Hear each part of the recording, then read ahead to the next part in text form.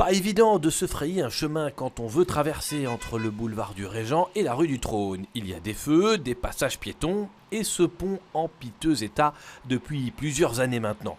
Bruxelles Mobilité est bien informé du problème, ou pour être précis, des problèmes en question. Le chantier est en attente, en effet, parce qu'initialement, la seule chose qu'on devait faire, c'était rénover les garde-corps pour les renforcer et réaliser des interventions esthétiques.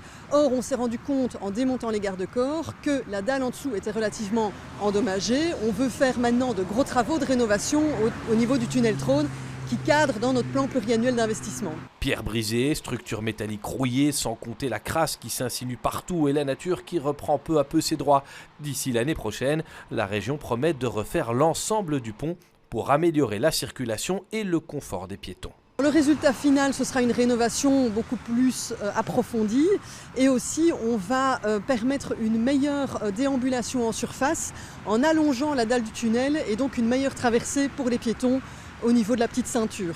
Donc tous les travaux vont être coordonnés pour réaliser l'ensemble de ces interventions courant 2022. En attendant, l'espace est simplement sécurisé. Le pont Trône fait partie du plan pluriannuel tunnel, 700 millions d'euros de budget en 15 ans. Mais ça, c'est pour l'ensemble des tunnels bruxellois, dont l'imposant tunnel Annie Cordy, anciennement Léopold II.